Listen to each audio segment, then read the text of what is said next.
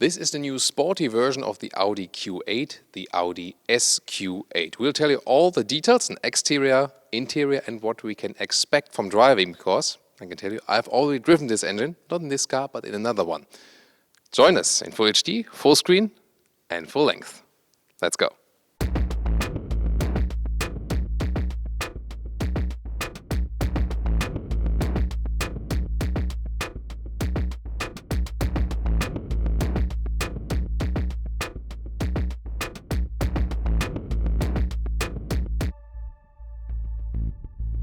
In the front, the Q8 in general features a very massive front grille, also with this accentuated area right there. In the S version, you have a contrast color and also vertical fins together with the SQ8 logo. You can also see the sensors are hidden right there, therefore you could still have 3D Audi rings. I think that's also a good solution.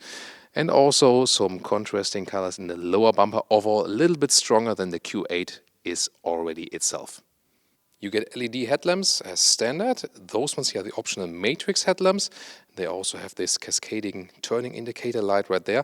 Optional, you can also get a laser light, but it's not really necessary, especially if you are in the US. It doesn't play any role because it's not allowed to have any more high beam range than the matrix LED already do. The length is about 5 meters or 197 inches, and that's a couple of inches and a couple of centimeters shorter than an Audi Q7. Of course, they share the same platform. Those ones here are the optional 22-inch wheels, the biggest you can get, also together with the carbon ceramic brakes. Pretty massive. Well, do you need them? Not really if you're not going on the racetrack, so the normal ones will also do just fine. Then the SQ8 also has some contrasting color right there in the lower area, so also a little bit sportier as for the side profile, contrasting mirror caps right there. And technology-wise, it always comes with the air suspension that goes, in a level a little bit different. 9 centimeters is a difference totally, 25 centimeters ground clearance in the highest position because it goes up 6 centimeters, but also can go down 3 centimeters. And then you can also get the rear axle steering, 5 degrees either in the parallel direction in the front wheels or in the opposite direction. Also the rear differential lock is available. That gives a little bit sportier touch, and since you have more power on the rear wheels, that can actually make sense.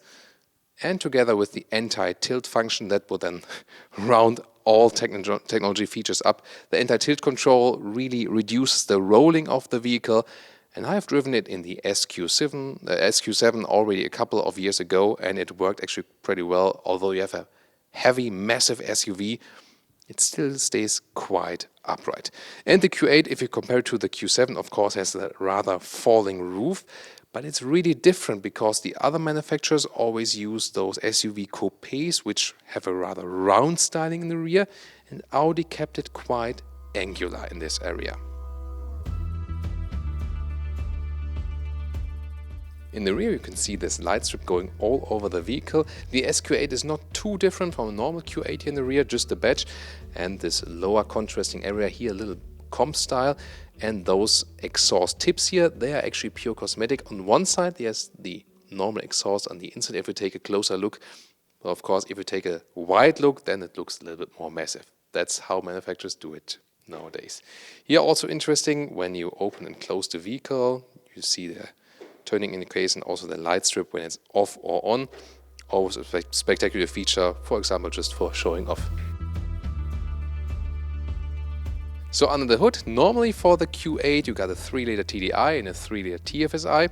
This one here now for the SQ8, at least for Europe, is the V8 TDI, 4-liter displacement, 435 horsepower, yes there are more numbers incoming, 900 Newton meters of torque and 4.8 seconds is the acceleration figure to 100 kilometers or 62 miles an hour. And yeah, that's quite impressive.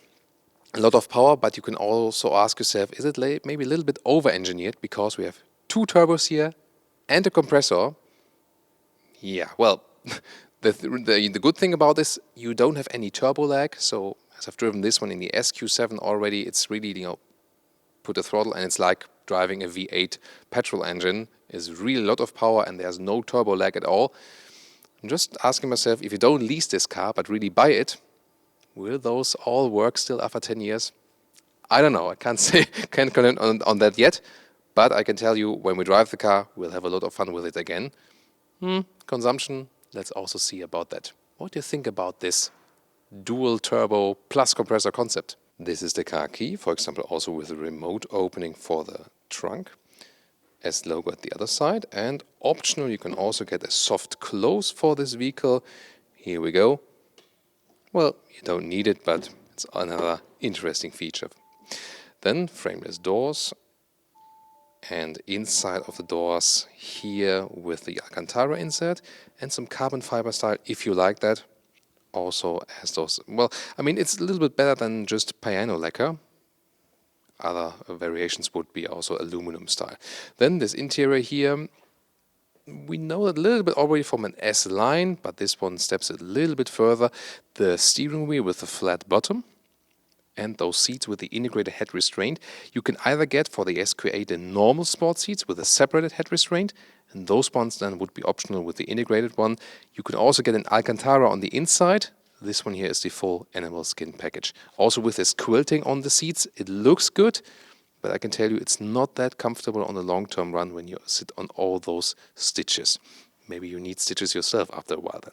So let's get inside. It's a very easy entry with this low sill right there. I really like that with this special platform. And well, the sport seats are still quite comfortable, at least at the first sight. Again, when you sit a little bit longer on there, rather go for the base sport seats. The steering wheel can be controlled electronically right here in height and reach. I'm 1.86 m or 6'1". That still leaves some headroom right there. You can also go for a panoramic roof, which is also right here. And you see, even then, it's really okay. If you don't want this panoramic roof, it's also fine. Then you have a little bit more headroom. Same accounts also for the rear. But it's always a nice option to go for. Well, if you're not maybe living in a country where it's really, really hot, then it's always better to go with the all-closed roof.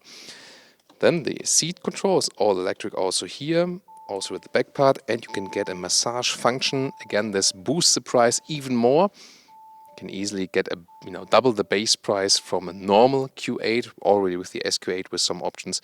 But the massage function, that might be also worthwhile the extra money. The interior very clean, wrapped tightly on the top part.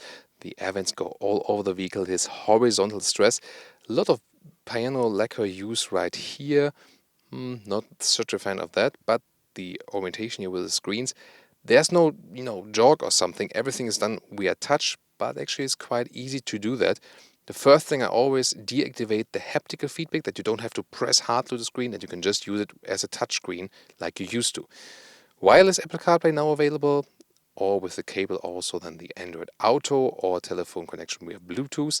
10.1-inch screen on the top part, 8.6 on the lower one. So always this dual screen layout in the lower part with the temperature, for example. And you can also use the new voice control. If you wish to use the online we can activate it right now. Yes, yes, I accept. So you have to accept the license. So now we can use it. Temperature to 22 degrees, please. I'll increase the temperature to 22 degrees. So that's something you can do with that then, so you're not distracted with, because here in the lower part, using the touch screen while driving, especially in the lower part, that can be distracting. Therefore, the voice recognition feature is quite useful also for the GPS routes. The steering wheel, from this perspective, you can see it's quite compact for such a big vehicle with a good grip. It's also great from progressive functions. They reworked it a little bit more, that you have to steer a little bit less. It's really cool. Virtual cockpit, 12.3-inch, soon more details to that, and you also have a head-up display, which we can show you. Other than that, in the lower area, we have the automatic shifting lever with an electric handbrake, and we also have some adaptive cup holders, again, all very nicely done from this build quality, and I think you can pick up something from the LED ambient lighting also here and there, which is pretty cool at night. Let's take a detailed look here at the screen. For example, you can set the drive select. There's also a separate button in the lower end. It's hard to reach that while driving, I have to say. That's my experience from driving Q8 before as non-SQ8. Here, for example, now the air suspension is raising the car a little bit higher. And I really like the camera system. You realize that, for example, when one door is not opened or closed, you can directly see it. And you even have this 3D view, and you can browse around a little bit, like here, even zoom in and out a little bit. Pretty spectacular. This, however, again, an option, but there's also a normal rear view camera available. In the head-up display you can see the current speed, the allowed speed, and also some information either from the GPS or also from the assistance systems. Here, for example, for the lane keep assist and everything then in your line of sight, and sometimes you don't even watch the instruments anymore.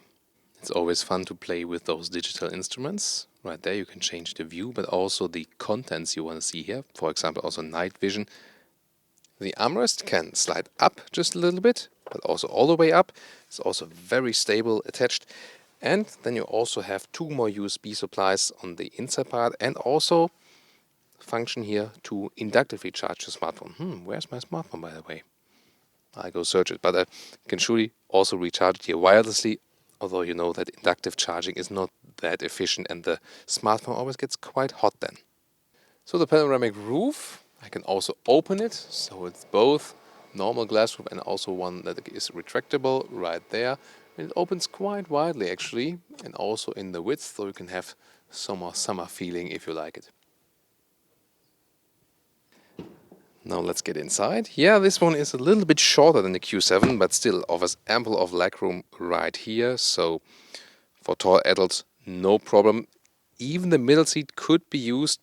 There's of course an all-wheel drive middle tunnel right there, but yeah, I mean it does fit, but it's a little bit stiffer than on the outside. The outside seats are a little bit softer. You also have the armrest right here with some cup holders.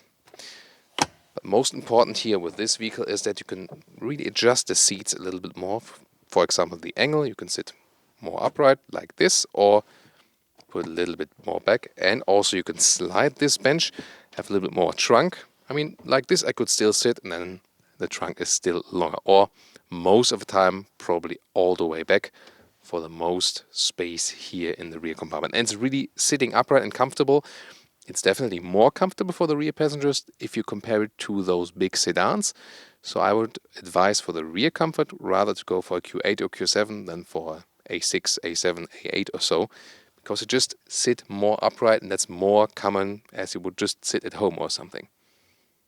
Optionally, you can get a 4-zone AC. It looks quite nice, also has clicking sounds. Also for the rear seat heating. And in the lower part you can recharge your devices. 2 normal USB devices is the 4th one, together with another 12-volt power supply, and even those have the metal knurling circle around here, so quite nice build quality. And of course you can secure them right there again. So what about the rear hatch? Let's open it right here. And you have a quite high loading sill. Goes a step further in right then. Some more space below here. There can also be a replacement tire if you like one. The liter setup is about 600 liters in the base setup, and then up to 1,750 liters. And also interesting that this top cover here goes up when you open the hatch, goes down again when you close it. It's a practical solution. Well, and then you could also lower the car. Since you have the air suspension, you can lower a little bit here that you can easier load things in. Sadly, you cannot flip the seats from here. That's not that handy. Lengthwise, you got just about 1 meter, a little bit more than a meter in length, and also just about a meter in width. And then I have to go around to flip those seats. Always takes some time, but keeps me fit for the workout. And it, they are fixed like this, 2/3, 1/3 split is the base, but you can also just flip the middle seat. And then to the seat as I would be driving, that's almost 2 meters. Of course, a little bit longer if you go over the middle console. And here in height, you see it's not that much lower than in the Q7. It's a little bit shorter, but considering this is this SUV coupe style class, it is still quite reasonable for the things you can do here with the truck.